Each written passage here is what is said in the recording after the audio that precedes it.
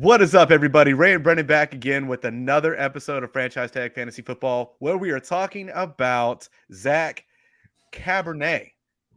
Charbonnet. Cabernet. If you like wine, he's the guy. Before we get started, please make sure that you hit that like, hit that subscribe, hit that share. Let us know what you guys want to hear next. Let us know how you're feeling about these videos. And if we are doing a good job, bad job, whatever you want to talk about. Brennan, Yes, sir.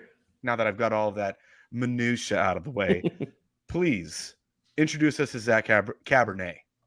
So, Mr. Charbonnet here, he is 6 foot, 214 pounds. He ran a 4.53. His 10-yard split was a 1.54. His vertical jump's around 37 inches. His broad jump was 10 feet, 2 inches. And he repped, looks like 18 reps at the bench press. But his stats last year, his last year's stats were he had 195 attempts for over 1,300 yards with 14 touchdowns. He had 37 receptions for 320 yards with no touchdowns receptions, and he had a total carries of 565 carries as his college career. He had a lot of carries. He did. He was a workhorse. Yeah. That's the thing that jumps off when you watch him. He's a grinder. He's a between the tackles kind of guy. Mm-hmm. I think he had decent hands. The receptions that I'd seen on his highlight reels, decent hands. He's super underrated as a receiver. Like, he was able to, like, when you watch his tape, he's got fluidity in his hands. He's not like something like, or he's like, you're kind of concerned about it. He actually was pretty good. Like, he had no, like, a couple drops here and there, but like nothing to where you can't work on. I mean, like, example, like Jonathan Taylor had some scares with catching the ball, but now he's worked on it and gotten better. But I'm not comparing him to Jonathan Taylor by any means, but he can get better as in his career goes on. So yeah. So what are some of the other pros that you're seeing from his game? He's a very patient runner. He waits for the tackles, waits for it to open up, and it's that's what you want to see out of somebody. He's very underrated receiver. He had 75 receptions in his career and he only had 5 drops. Like I said, he's very soft with his hands. And he can slip through the tackles, and he's very good at changing directions. You watch his tape, he goes, left to right, and north to south, everything you want to see out of it. And that's the one thing. He's got great vision.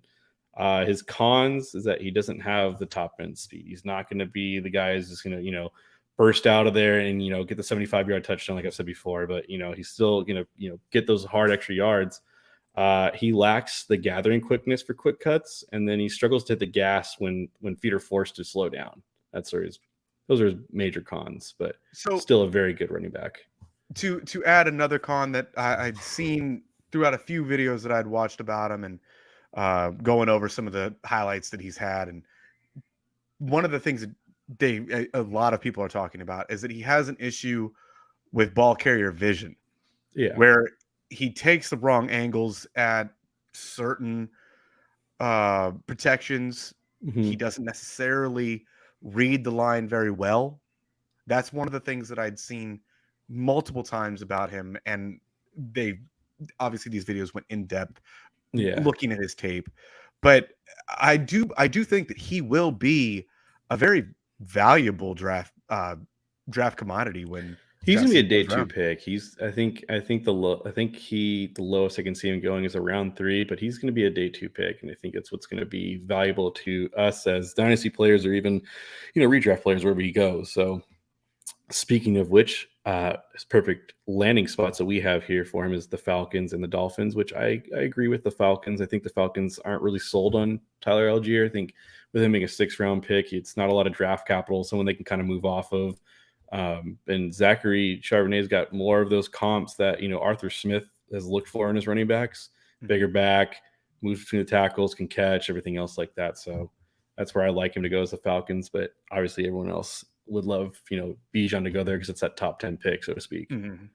But I could see the Dolphins as well if they wanted to move towards having a more, I guess, what's the word I want to use? A more power back. Yeah. They don't have one right now. No. They wanted a grinder. Yeah. To get them out of situations where they're in the red zone, they don't want to rely on Tua. Yeah. And the passing offense, they can hand one off to old Zach Charbonnet, and he's not going to not be Charbonnet now. That's for sure. Another landing spot that I'd like him to go to, because he might be even a day 3 pick. He could fall that far. Could. The Bills. No, that'd be a fine spot for him too. I think the Bills, any of those places we mentioned, going back to the Dolphins, like them having Jeff Wilson and Raheem Mostert, that's not like I'm not. If he were to go there, I think he takes over that backfield very quickly before any of those. But the He at Bills least would be a takes great those. spot. Him and James Cook would be a pretty nice, interesting combo. Yeah, I think for the Dolphins, he would take over that red zone look right away. Yeah. And for Buffalo, he gives them a change of pace that I think they were trying to get with Zach Moss, but Zach Moss kind of sucks at football, so like that Hey, didn't he's on the happen. Colts. First off, whoa, he's on the Colts now. All right, he doesn't suck. He's average. Is that average? That's not average. That's bad. That's piss poor. Puts on another jersey. I don't care what you say. He's on the Colts. All right, we don't slander Colts players here unless I slander him. All right. Some of the comps we've come up with are James Conner and Jamaal Williams. Yeah. I see a lot of both. Jamaal Williams, he's got great hands. Mhm. Shifty, not necessarily top end speed, got a lot of power, and I see that from Zach as well. Yeah. James Conner, I like that comp as well. Yeah. Good hands. Yep. Shifty. I think the James Conner one's more of like, I think that's what he's pretty close to, is the James Conner, because James Conner is not a burner, but he's grinder. He gets the tough yards, and he obviously can catch in the backfield too. So I think that's a perfect comp for him. Yeah, and either one of them. I mean, look, Jamaal Williams he's a steal in the draft currently. I mean, hey man, he had the most touchdowns last year, most rushing touchdowns.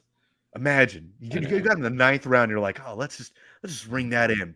Yeah. Anyways, anything else that you'd like to add on our friend Zach Redblend? I do not, but again, guys, we are on Apple and Spotify podcasts, so please go give us a follow and a listen on there. We are also on Twitter at franchise TFFB, so please give us a follow, comment, whatever you guys want us to talk about. We gladly love to interact with you guys, so please, anything helps us. Yep. And until next time, guys, we will see you